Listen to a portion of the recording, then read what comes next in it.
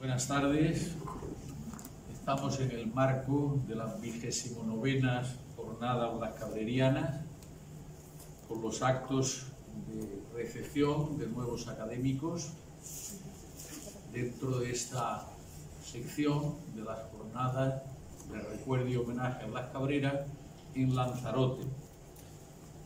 Ocupa hoy, en primer lugar, nuestra cátedra el doctor José Antonio Salido Valle.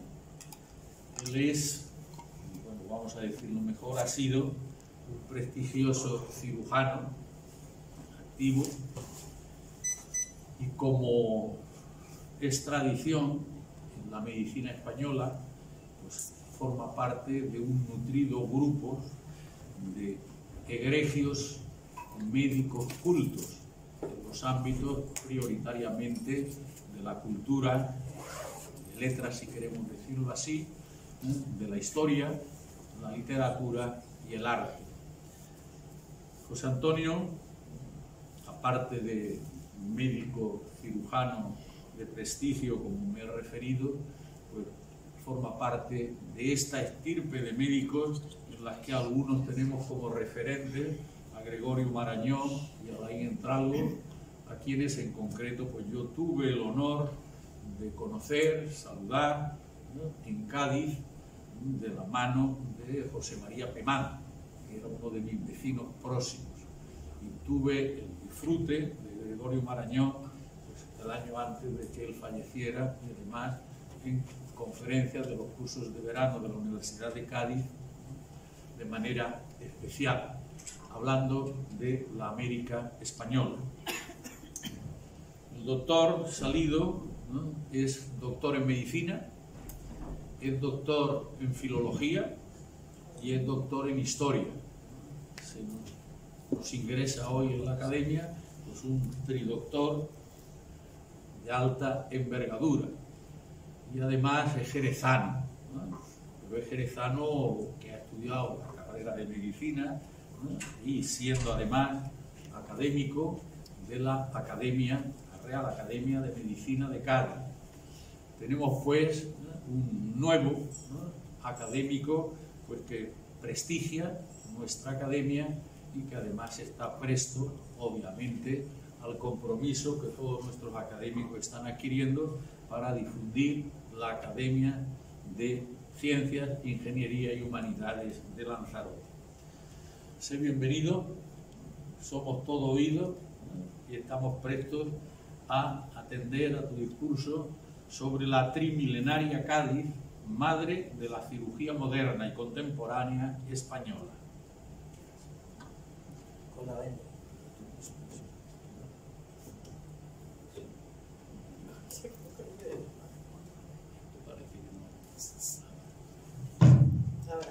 Con la venia. Excelentísimo señor presidente de la Academia de Ciencias, Ingenierías y Humanidades de Lanzarote, excelentísimos e ilustrísimos señoras y señores académicos, señoras y señores.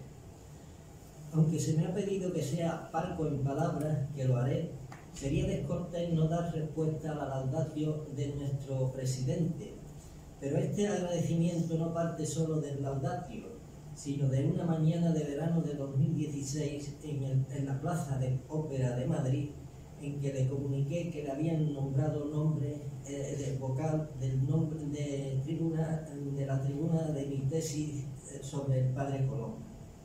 Para mí fue un honor su presencia y durante estos 7 años ha sido para mí un ejemplo y un amigo. Ahora vamos a iniciar la conferencia titulada Trimilenaria Cádiz, madre de la cirugía moderna y contemporánea española.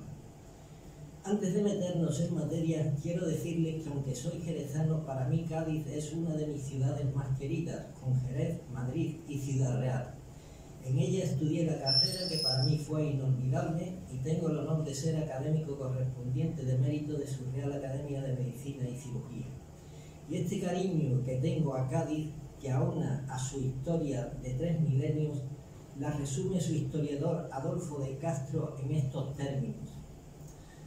Dice: intento escribir la historia de una ciudad fundada en remotísimos tiempos por navegantes fenicios, arrojados de su patria por las invencibles huestes de Josué, caudillo del pueblo israelita, aumentada y enriquecida por los cartagineses, adornada de soberbios teatros, torres, estatuas, templos y acueductos por los romanos, abandonada, pobre y solo campo de ruinas en poder de los árabes, rica y floreciente en poder de los reyes de Castilla, famosa en todos los tiempos por las navegaciones, cultura y valor de sus generosos hijos, codiciada continuamente por las extrañas naciones, asaltada muchas veces por numerosas armadas, ya defendida con maravilloso esfuerzo, ya rendida por falta de municiones, armas y bastimento, grande por su comercio en la paz y heroica por su resistencia en la guerra.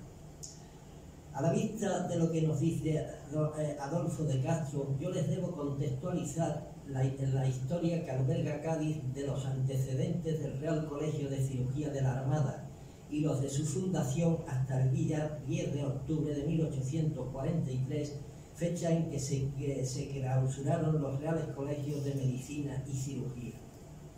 Y como veremos en este contexto histórico, no solo se renovó la cirugía española, sino también la unión de la medicina y la cirugía. A continuación voy a dividir todo este periodo histórico en tres partes. La primera, el siglo y el movimiento novato. La segunda, la ilustración y los antecedentes y promotores del Real Colegio de Cádiz.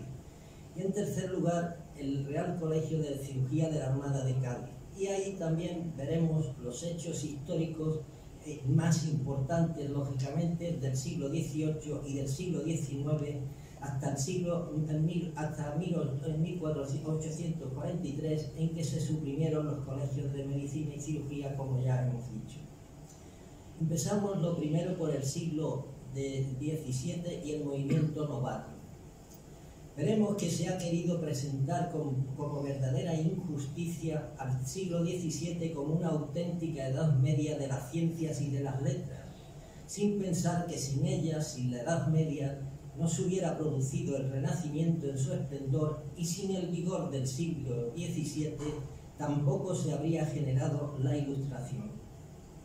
Otro autor, Mestre, señala el reinado de Carlos II como la época de mayor decadencia de nuestra historia, aunque también argumenta en su favor la existencia de un movimiento de renovación al que se le denominó movimiento novato. Y esto se reducía a la toma de conciencia de nuestro retraso en el campo de la ciencia experimental, con la consiguiente exigencia de apertura a Europa. Es muy importante el artículo de Rodríguez Sánchez sobre el tránsito de la medicina antigua a la moderna, que en España se limitó entre los años de 1687 y 1727. En 1687, en su comienzo, ya se habían iniciado las tertulias de los modernos, así como coincidió con la publicación de Newton de los principios matemáticos de filosofía natural. Y en el otro extremo, en el año 1727, Feijoo publicó el primer volumen de su obra Teatro Crítico Universal, que a continuación veremos algo sobre este Teatro Crítico Universal. Diré que estos años de 1687 y 1727 delimitan la primera fase de la renovación científica española, la que se divide en tres periodos. El primer periodo es el periodo científico, que es del año 1687 a 1697, en que juega un papel importante la venerada tertulia médica hispalense, creada en 1693, entre otros por Juan Muñoz y Peralta, que fue un catedrático de la Universidad de Sevilla. Este, decepcionado de la doctrina galénica e integrado en el movimiento novato, dio lugar a una confrontación entre los aristotélicos y no aristotélicos. Él, Muñoz y Peralta, publicó, entre otras, la obra titulada Residencia Piadosa a la obra del doctor don Alonso López Cornejo, en la que queda Galeno destrozado Hipócrates, Avicena y Aristóteles agraviados, y los doctores sevillanos ofendidos. Y esta obra le supuso un elogio de Juan de Cabriada, el que se considera autor del manifiesto del movimiento novator en su carta filosófica, médica y química. En este periodo también debemos destacar a otro médico, don José Lucas Casalete, que fue un crítico de la sangría que se hacían antes a todo, como expone en su obra Due Controversi. Ante esta reprobación, pues se pronunció categóricamente cuando dijo: cuánto provechoso es el debido uso de la sangría, tanto dañoso es el abuso introducido en nuestra nación. El segundo periodo es el periodo metafísico, que va de 1697 a 1724, en el que tuvo un papel importante la Regia Sociedad de Medicina y demás Ciencias de Sevilla, que se creó en el año 1701 por una real cédula de Felipe V. Y en este periodo se tocan temas más ontológicos, en los que se analizan las causas filosóficas y teológicas que permitieron o descalificaron el cambio de paradigma. En él destaca el médico Diego Mateo Zapata, que de inicio hizo gala de un galenismo a ultranza, y en esa época fue encarcelado 2 veces por la Inquisición, denunciado entre otros por Juan de Cabriada, el que hemos dicho anteriormente, la que le confiscó, la Inquisición le confiscó sus bienes, le condenó a 200 azotes y fue desterrado a Cuenca. Y este fue el motivo por el que Goya le dedicó una acuarela que tituló Zapata, tu gloria será eterna.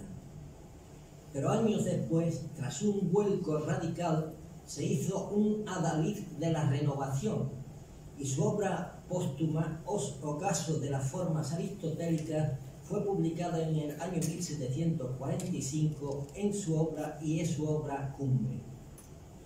Y el tercer periodo es el periodo epistemológico, que va de 1725 a 1727, y que aunque muy corto, fue muy profundo en cuestiones de crítica, y en este periodo destacaron el benedictino Benito Jerónimo Feijoo, que lo hemos mencionado ya, y el médico Martín Martínez, ambos considerados ilustrados españoles.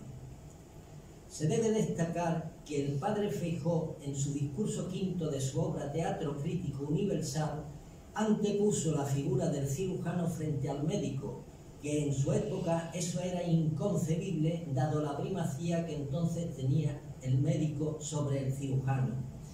Pero para fundamentar su postura dio 2 razones de gran consideración.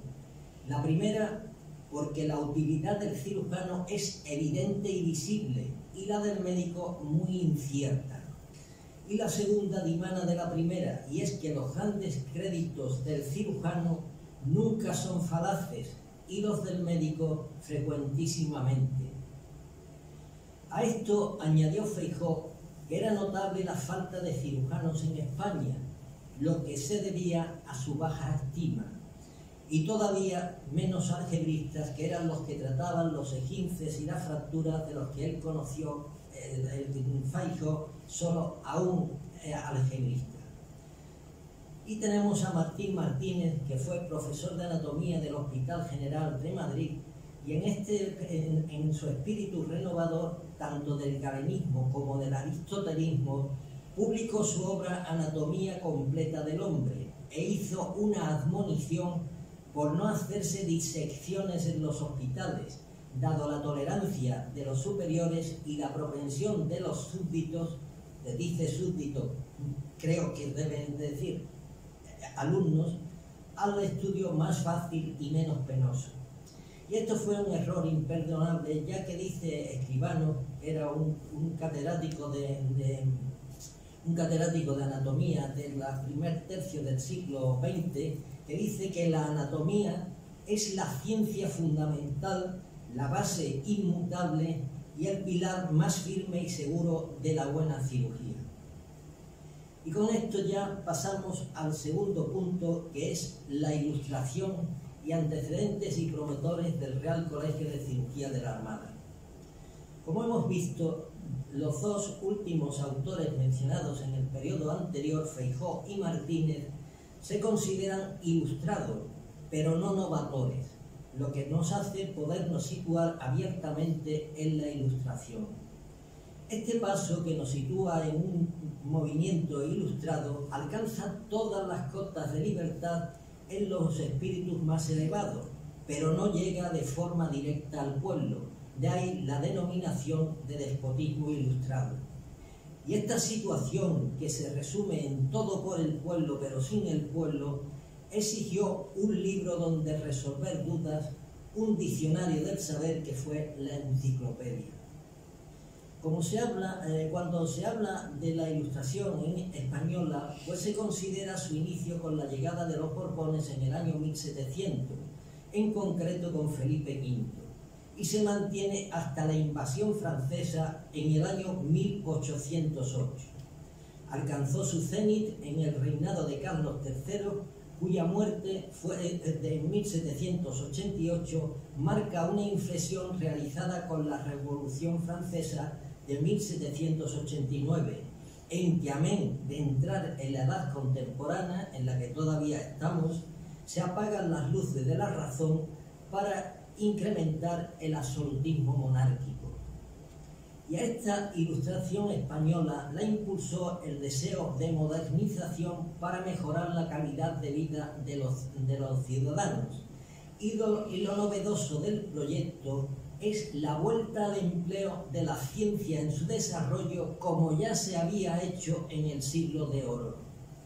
Y para esto fueron los medios utilizados por la corona, apoyada por personalidades e institucionales, para difundir las luces, tales como los viajes de estudio, la contratación de científicos extranjeros como Godin y como Loughlin, y también promociones de academias y centros no universitarios, que, por poner un ejemplo, vamos a decir el que vamos a manejar más adelante, que es el Real Colegio de Cirugía de la Armada de Cádiz.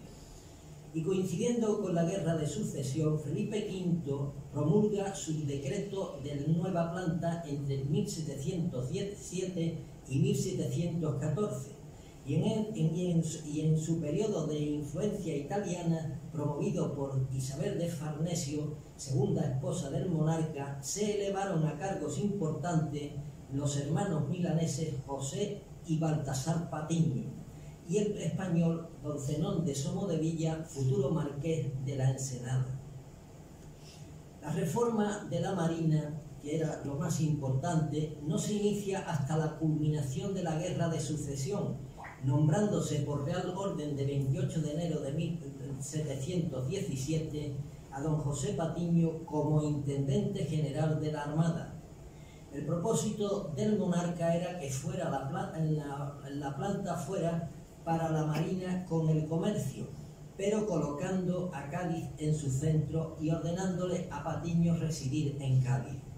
Y para cumplir los objetivos, se transfirió por la mencionada edad en Real Orden llevar desde Sevilla a Cádiz la Casa de Contratación, y en otra Real Orden de 12 de mayo de 1717 se trasladó el Consulado de Cargadores de India, y a esto se añadió también la creación en Cádiz de una compañía de guardiamarinas.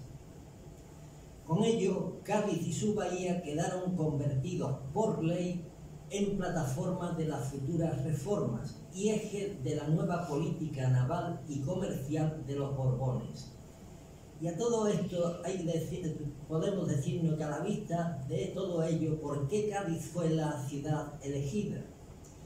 Pues es obvio que el traslado de la Casa de Contratación y el consulado fue acercarla donde estaban los comerciantes, y también, para fundamentar sus objetivos, las autoridades gaditanas pusieron de relieve dificultades de navegación para acceder al puerto hispalense desde Sanlúcar por el río Guadalquivir, que originó numerosos naufragios.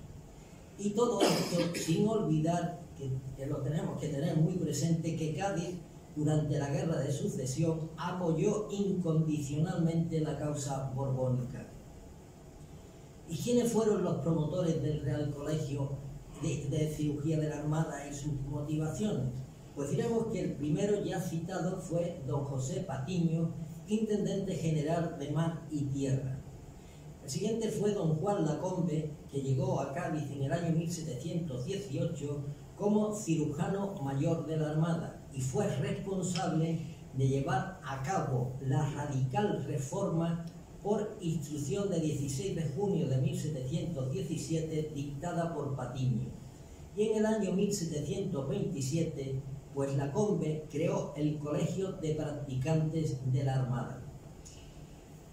La medida más importante que tomó Lacombe fue encomendar la atención sanitaria del personal embarcado a los cirujanos, que a partir de 1728 se integraron en un cuerpo específico, el Cuerpo de Cirujanos de la Armada, creado también por Lacombe, al que le dio una proyección histórica de una envergadura extraordinaria, nada menos que la concepción del Real Colegio de Cirugía de la Armada.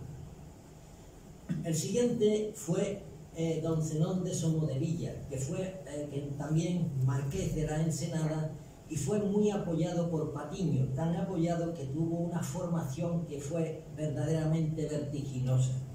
Y en este periodo fue comisario real de Marina, ministro principal de armamentos navales, secretario del Almirantazgo e institución de la Marina, etcétera, etcétera.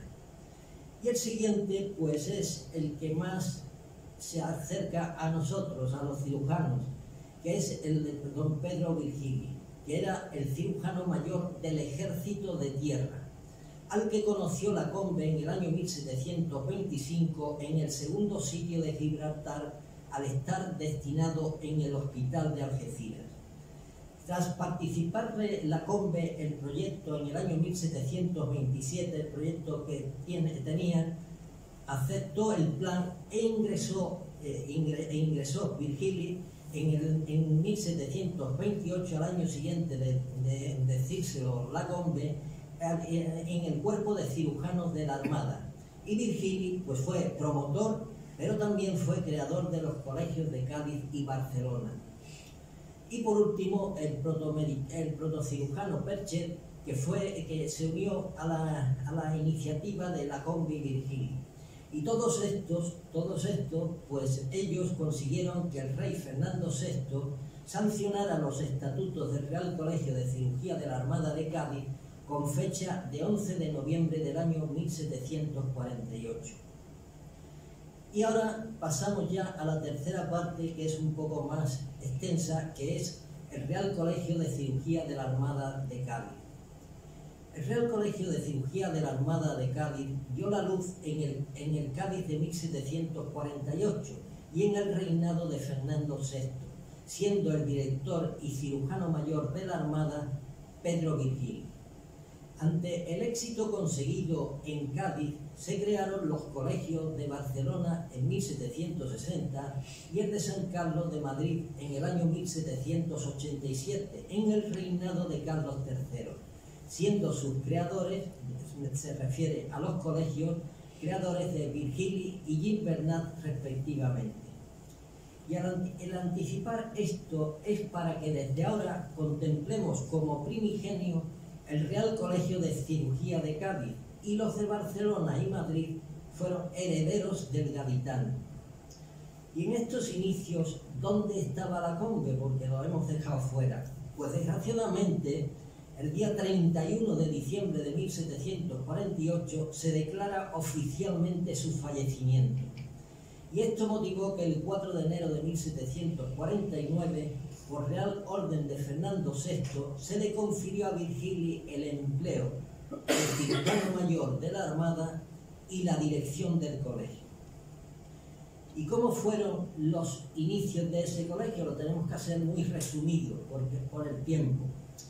El primer claustro estuvo concedido por 5 claustrales, presidido por Virgili como director y cirujano mayor, y él permaneció en el Real Colegio de Cádiz hasta el año 1756, en que se marchó a la corte a Madrid, a donde, aunque siguió siendo formalmente director del Colegio de Cádiz hasta su fallecimiento en el año 1776. El plan de estudio tenía una duración de 6 años, pero lo más importante para los objetivos a conseguir fue que la anatomía se dio una importancia capital, como ya hemos dicho, y todo lo anterior y todo lo contrario, que en las universidades esto era lo contrario exacto de los escolásticos del siglo XVII y XIX, que no le hacían caso, y realizándose disecciones diarias de intencionalidad principalmente quirúrgica. Los colegiales, 60 en su primer año, tuvieron un reglamento casi militar, como correspondía a una institución de la Armada, y vivían en un régimen de internado. Y además, en estos inicios se debe destacar que la primera medida que se tomó fue establecer junto al colegio un jardín botánico de plantas medicinales, así como un gabinete de historia natural. Y en la primera promoción sobresalió José Celestino Mutis, se oye por muy conocido, al que se consideró simultáneamente en 2 países una gloria de la ciencia española y el padre de la ciencia colombiana. Y a esto hay que añadir que una vez ya operativo el Real Colegio en 1751, se iniciaron los viajes de estudio, que en estas fechas tuvieron como destino París y Leiden. En París se contactó con el célebre cirujano Lebrun, el que aceptó que se le enviara 6 principiantes de cirugía del Real Colegio de Cádiz con el objetivo de renovar la cirugía. Y en cuanto a Leiden, es manifiesto el compromiso con su otro objetivo, la unión de la medicina y la cirugía. Y para ello se enviaron alumnos para estudiar medicina a efectos de ocupar las plazas de médicos en los hospitales de la Armada, enseñar la medicina a los cirujanos de la Armada y para mejorar los hospitales por depender todo de una cabeza que realmente eran los que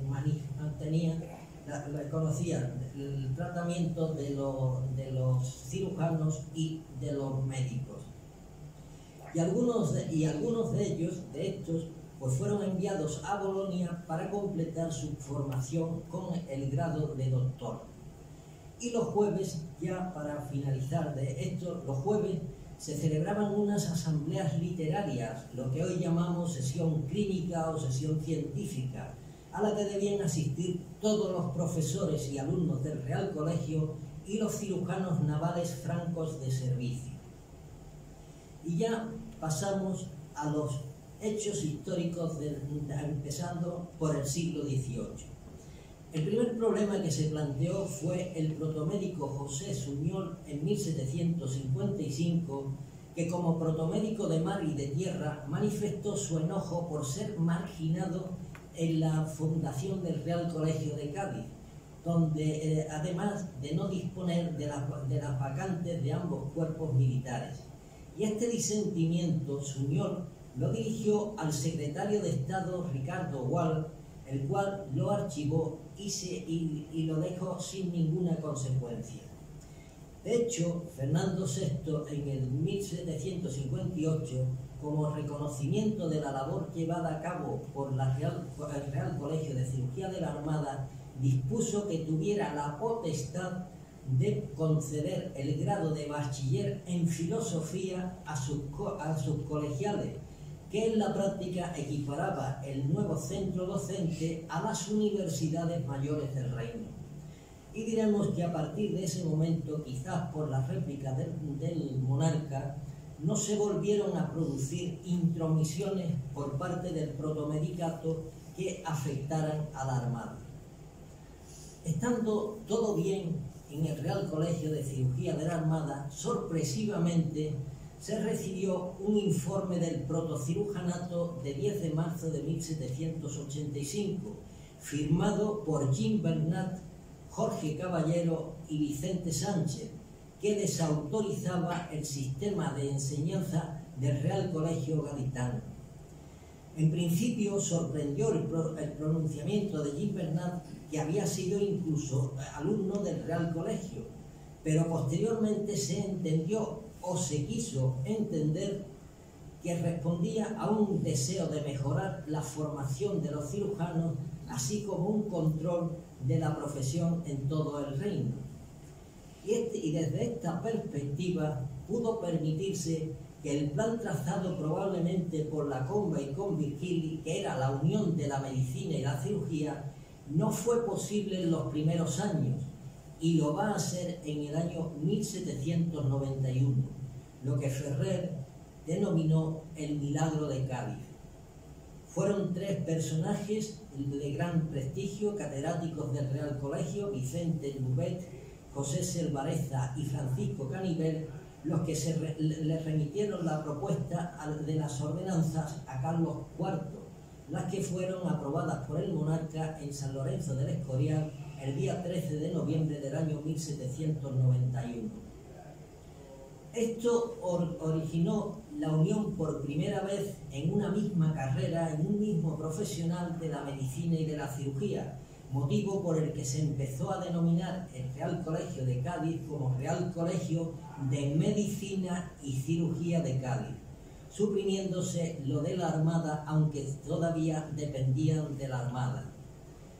Y esto permitió al Colegio de Cádiz conceder grados de bachiller en medicina, pero solo para cualquier destino de la Marina, para nada más. Y no obstante, se autorizó que los que quisieran someterse al examen de medicina ante el protomedicato, y si aprobaban, pues podían ejercer a nivel nacional en todos sitios, no solo en la Marina. Pero esto no estaba en los anhelos de Gimbernat, el que 4 años después, con un espíritu claramente centralizador, inició el plan de estudio del año 1795. Él promovió en el Real Colegio de Barcelona una ordenanza específica para este, pero que se hicieron extensivas a todos los reales colegios. Y en su artículo primero, Carlos IV creó la Junta Superior Gubernativa de los Reales Colegios de Cirugía del Reino, y al año siguiente, en el año 1796, para fortalecer el poder central que anhelaba Gimbernat, se decretó la unión del Real Colegio de Cádiz con el de Barcelona y Madrid. Se reunieron a los 3, por lo que todos quedaron sometidos a la precitada Junta, con la consiguiente pérdida de la exigua autonomía que tenían. Y esto, pues, volvió para marcha atrás. En esto, pues, se supuso la anulación de las ordenanzas de Cádiz de 1791, del Cádiz, y para más, INRI fueron depuestos de sus cargos Selvareza y Lubet, que fueron los que gestionaron las ordenanzas de Cádiz, salvo Canivel, que ya se había jubilado. Ahora bien, parece que la anulación de la precitada ordenanza de 1791 fue sobre el papel, porque en Cádiz siguieron las enseñanzas exactamente igual. Y de ahí, pues, podemos resumir que en todo este periodo en Cádiz se mantuvo la unión de la medicina y la cirugía. Y otra vez entramos con Gimbernat 4 años después.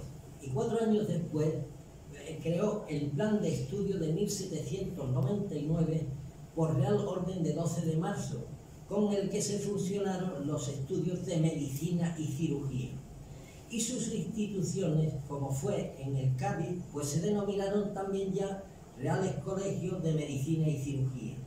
Y a esto se añadió la Junta General de Gobierno de toda la facultad reunida, compuesta por 3 primeros médicos de la Real Cámara, 3 primeros médicos de la Real Cámara y 3 primeros cirujanos de la Real Cámara, con lo cual, entre ellos, Gimbernat suprimióse el protocirujanato y el protomedicato, se suspendieron.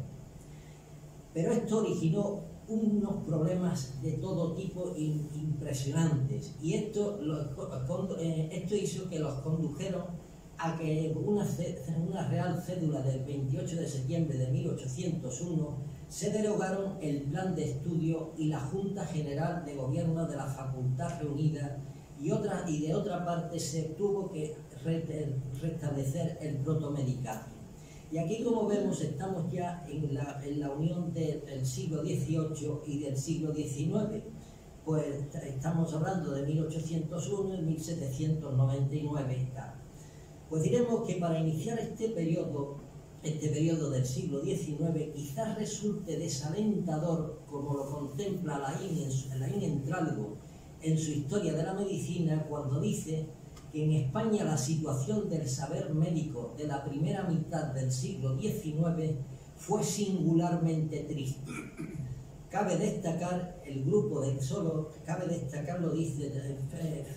lo dice Laín Entralgo, que el grupo de Cádiz, donde estaba el catedrático Laso de la Vega, que introdujo la auscultación y el método anatomoclínico, y otro catedrático de Cádiz, Porto, publicó el primer tratado español de anatomía patológica. Pero Cádiz no estuvo exento de una diacronía que podemos adjetivar de calamitosa.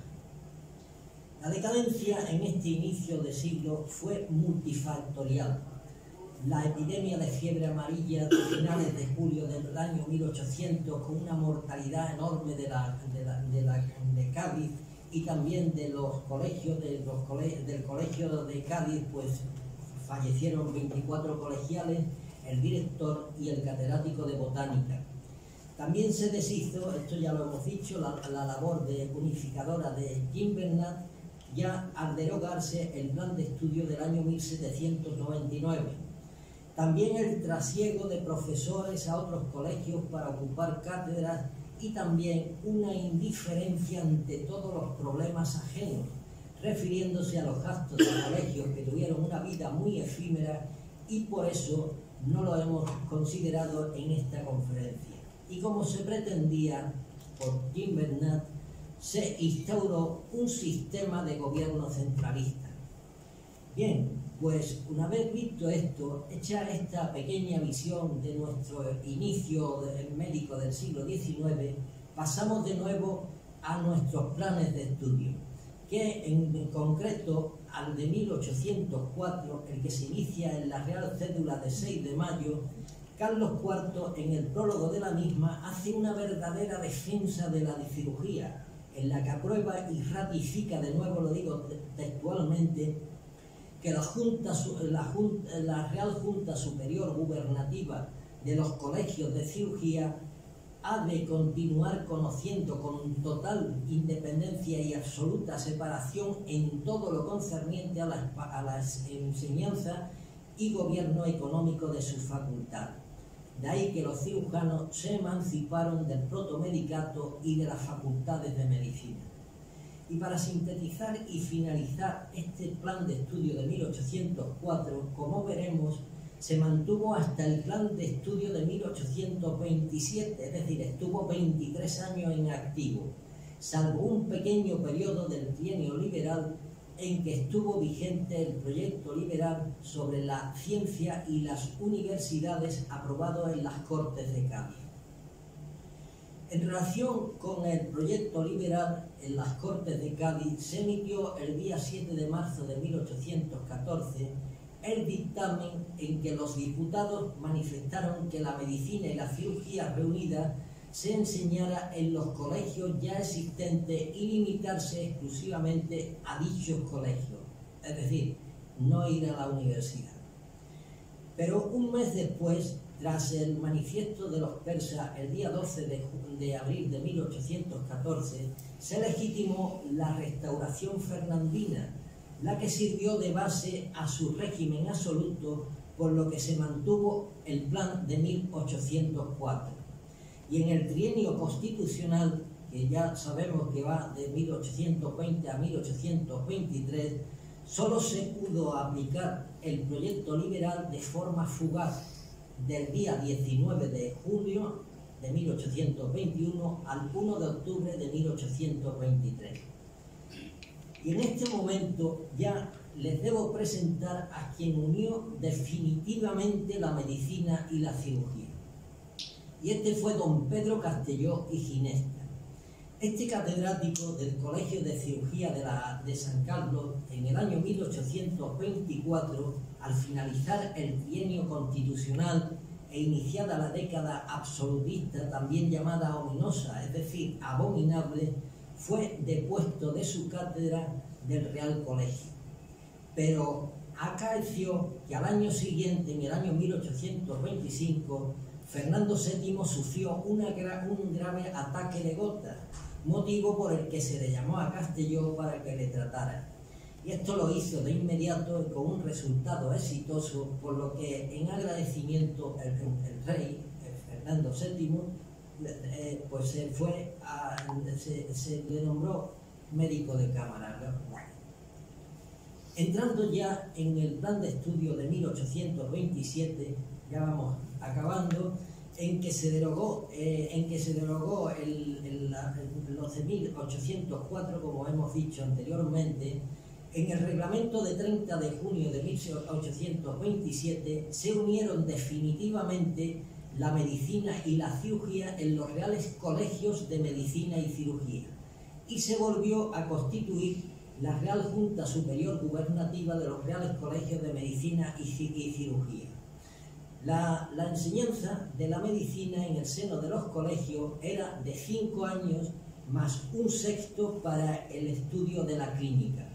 Y con esto las universidades seguirían graduando a médicos y los colegios médicos cirujanos, prevaleciendo en esto el pragmatismo de Castelló, acorde con el poema de Góngora de "Ande yo caliente y ríase la gente", pues él lo que hacía, estaba muy contento con lo que se hacían en los colegios y le importaba un pito lo que fuera en las universidades. Tras el fallecimiento de Fernando VII en el año 1833, asumió la regencia doña María Cristina de Borbón, que lo hizo desde 1833 hasta el año 1840, siendo un periodo de gran inestabilidad. Y en el año 1836 se promulgó el Plan General de Instrucción Pública, del que no digo la fecha, porque se quedó sin ejecutar por razón de circunstancias o en virtud de otras causas, no lo sabemos. Y lo único que ocurrió en el Real Colegio de Cádiz es que le fue el cambio de nombre, que le llamaron Colegio Nacional de Medicina y Cirugía de Cádiz. Y ya tras el exilio de Espartero, el día 30 de julio de 1843, se materializó el plan de estudio de 1843 en el decreto de 10 de octubre de dicho año, y en vísperas de la mayoría de la edad de Isabel II. En su artículo primero dice que se suprimen los colegios de medicina y cirugía de Madrid, Barcelona y Cádiz, pero en el tercer artículo dice que se manifiesta que habrá por ahora dos facultades, una en Madrid y otra en Barcelona, y 5 colegios: Sevilla, Valencia, Zaragoza, Valladolid y Santiago. Como verán, no estaba Cádiz. Y en las facultades, pues se daban 20 asignaturas, las que eran facultades, 20 asignaturas cada una a cargo de un catedrático. Y en los colegios, para la enseñanza práctica, que es importante, práctica del arte de curar, habrá 5 asignaturas para cada catedrático. Pero lo que aquí no se dice es que sea ni la cirugía ni la medicina, sino es la práctica, es decir, que ya lo pone a un nivel de practicantes. Entonces, yo la pregunta por hacer, se podía hacer muchas cosas, pero lo que digo, ¿y qué pasó con la desaparecida Cádiz?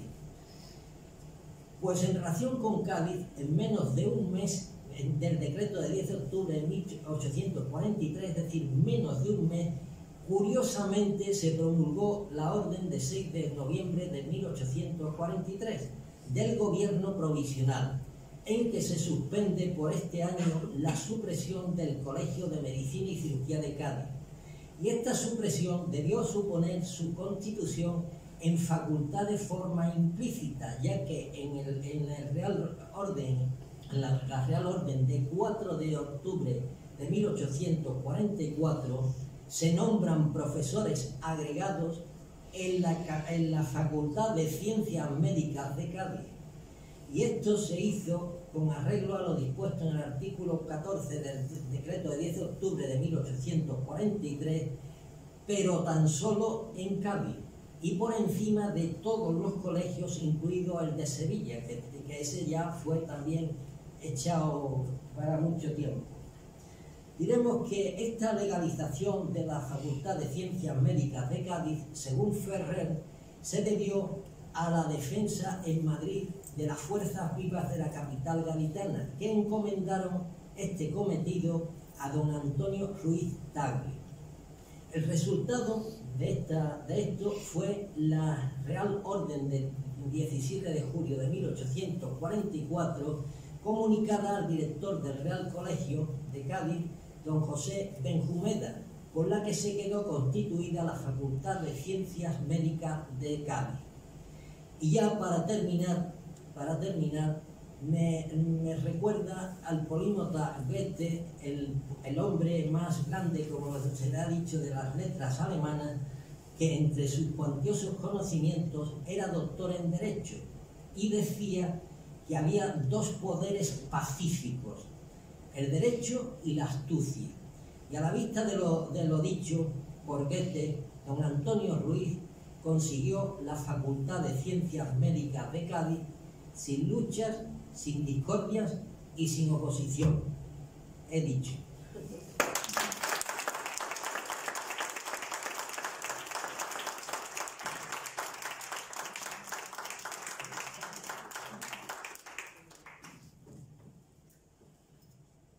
Nos había prometido que no pasaría de 41 minutos su intervención, como consecuencia de que tenemos la siguiente toma de posesión.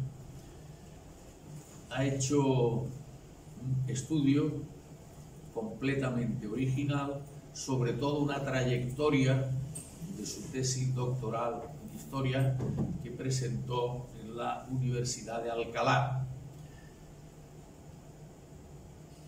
Visto que él había anunciado que reduciría la lectura sobre lo que podrán ver ustedes en el discurso completo, pues yo también recorté la presentación, y no dije que además es académico de la Real Academia de Doctores de España.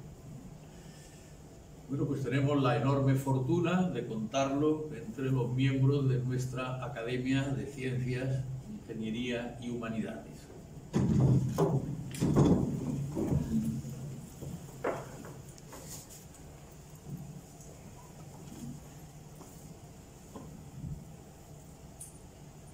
Doctor José Antonio Salido, ingredere afferendo. Entra, aporta tu sabiduría, largire ex, y al salir, difúndela. Y recibe el tradicional abrazo académico.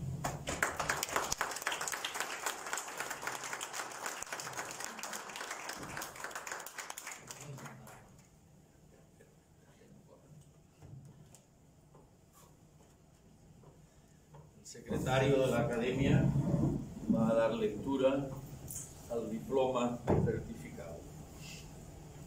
La Academia de Ciencias, Ingenierías y Humanidades de Lanzarote, en reconocimiento de los méritos científicos, médicos y culturales que concurren en el doctor don José Antonio Salido Valle, lo integra entre sus miembros con la condición de académico correspondiente en Cádiz, en Arrecife de Lanzarote, 19 de mayo de 2023.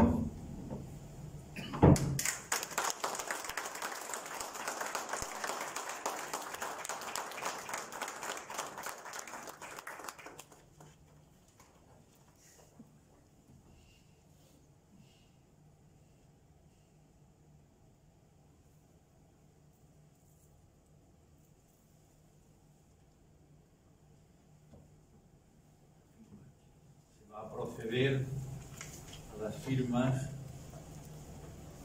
El secretario va a certificar el acto. El nuevo académico.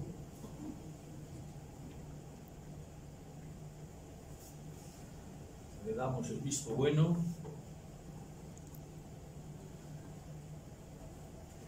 Y por favor, los académicos presentes que hagan de testigos.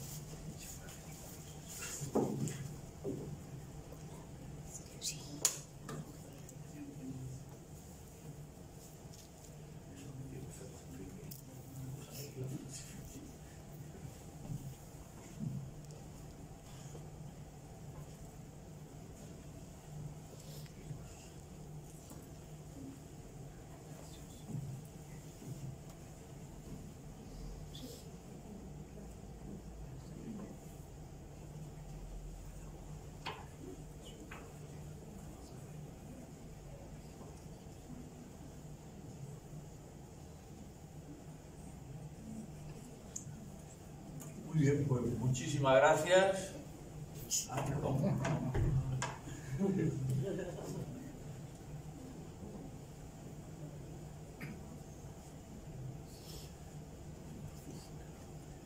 Muchísimas gracias a todos. Sé bienvenido. Ya sabes que esto significa el compromiso a trabajar y que tengan muchos años de vida trabajando por la academia.